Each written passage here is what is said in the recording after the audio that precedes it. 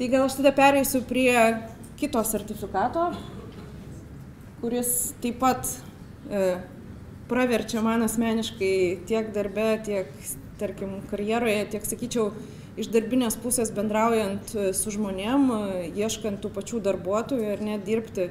Tai vis dėlto nerašoma, kad dažniausiai, kad privaloma, bet tas, kad gerai būtų, iš tikrųjų, jisai prideda tą vertę žmogui iš profesinės pusės įsitikinti, kad jisai turi tam tikrą žinių sritį.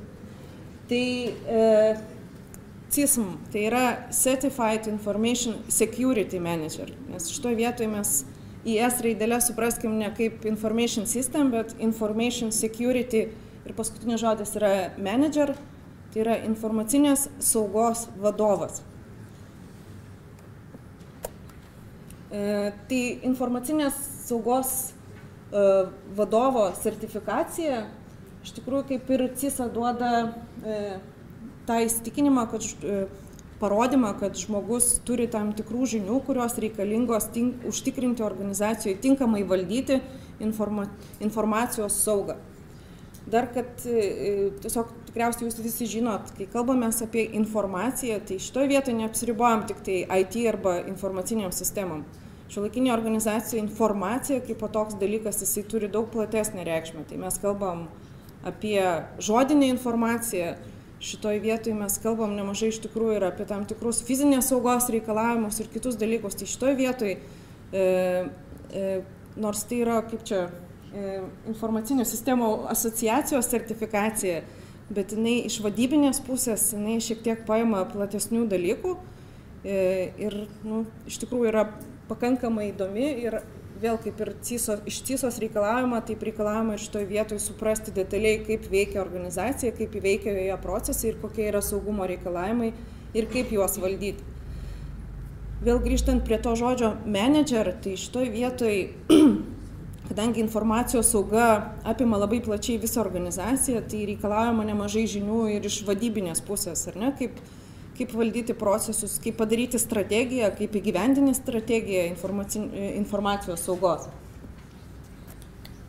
Kalbant apie CISA, dar kartą vėl pakartosiu tikriausiai tą patį ir prie CISM.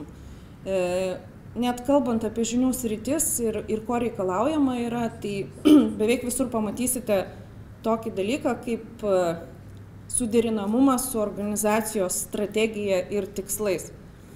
Tiek informacinių sistemų auditas, tiek informacijos saugos valdymas negali vykti tiesiog dėl to, kad taip reikia.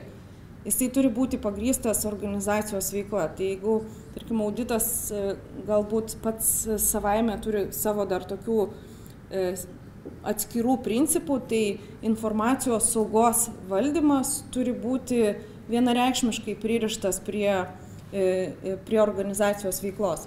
Grįžtim netgi prie tų standartų, kurie nusako tam tikrus procesus informacijos saugos, tarkim, ISO 27000, ir ne, kur yra reikalavimas turėti iš saugos pusės tam tikrus procesus, bet grįžtant į sertifikato viršų, ten yra aiškiai parašyta, visos kontrolės, visas valdymas organizacijoje turi būti paremtas rizikos vertinimu, turi būti ir netgi iš standarto leidžiama nediegti ir neturėti tam tikrų kontrolių, jeigu organizacija nusprendžia, kad nereikia. Kita vertus, tam, kad pagrįsti, kad nereikia, šitoje vietoje reikia turėti nemažai žinių, išmanimo tiek apie informacijos saugą, tiek apie veiklos procesus.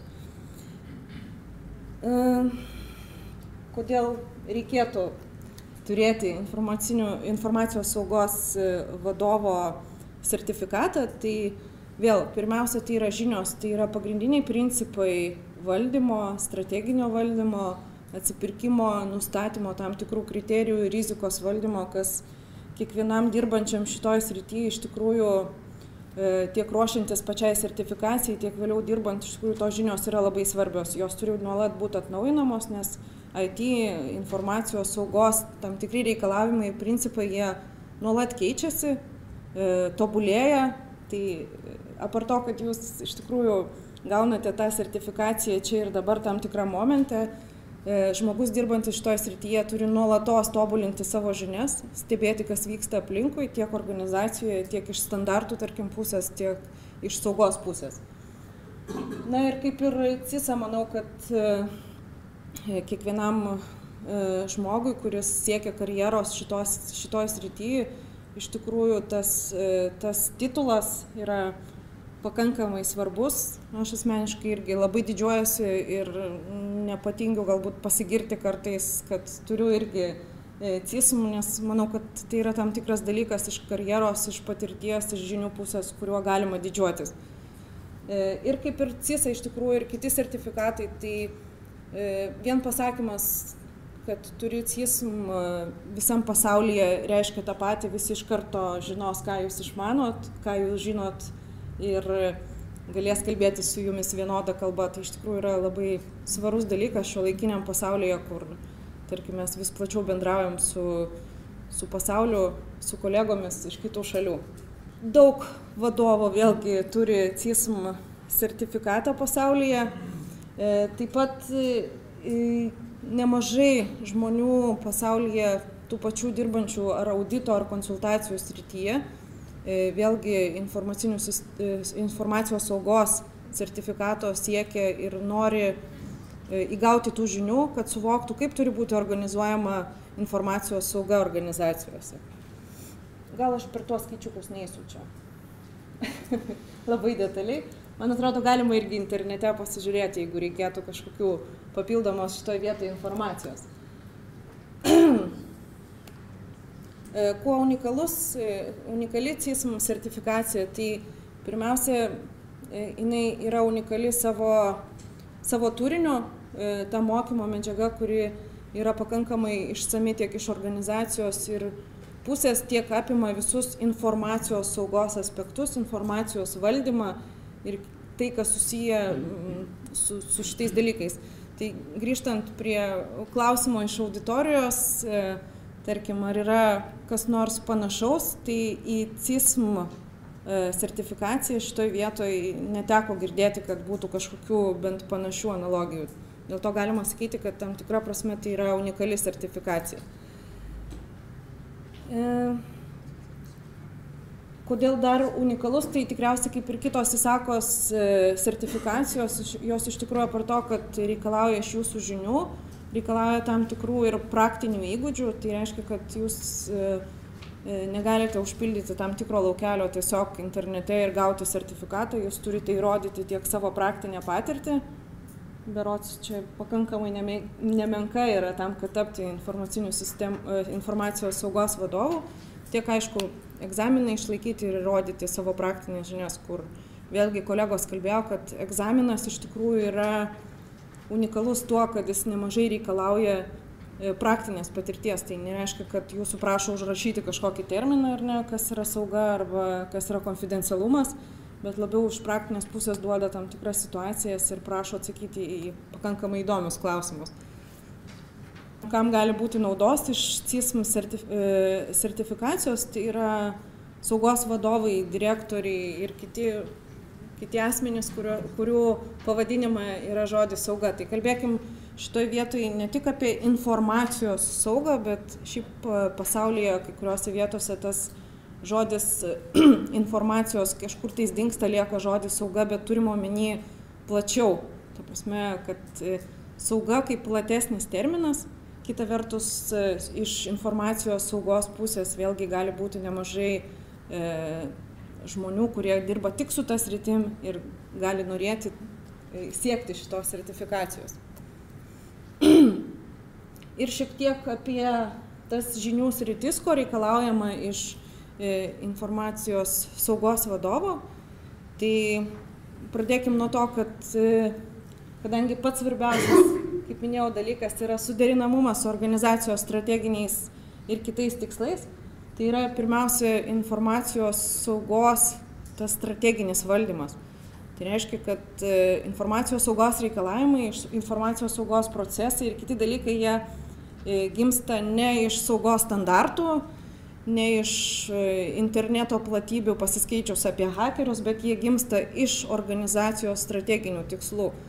Dėl to nemaža ta žinių srities toks gabalas yra iš tikrųjų susijęs su tuo, kaip atpažinti, kaip nustatyti, kurie strateginiai tikslai ir organizacijos veikla, iš kur kyla tie reikalavimai, kaip paruošti tą strategiją informacijos saugos ir kaip, tarkim, netgi pasakyčiau taip, parduoti ją organizacijoje, įrodant vertę šitos veiklos. Informacijos, antra dalis tai yra informacijos rizikos valdymas ir atitiktis, tai kaip ir kalbant apie CISA ir apie kitas sertifikacijas, tikriausiai, kaip minėjau, žodis rizika atsiranda visur. Tai reiškia, kiek to saugos reikia, kiekvienoje vietoje reikia pamatuoti, pasižiūrėti. Nebūtina gal, tarkim, nežinau, kokio nors ten pardavimo konsultanto kompiuterio rakinti su 5 spinom ar ne, tuo tarpu, kai kitose vietose, kažkuriuose kritiniuose arba rizikingose reikėtų įdiegti tam tikrų papildomų saugumo priemonių.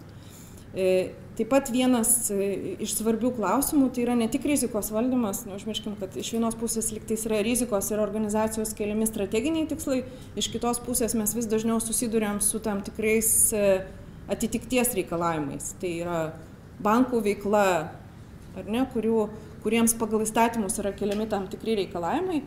Tai šitoj vietoj informacijos saugos vadovui suteikiamos žinios, kaip atpažinti ir kaip užtikrinti tą atitikti tam tikriems reikalavimams. Tai kas be ko yra tam tikri reikalavimai ne tik bankose, tai yra valstybinėse institucijose ir kitur. Tai yra pakankamai svarbus ir platus dalykas.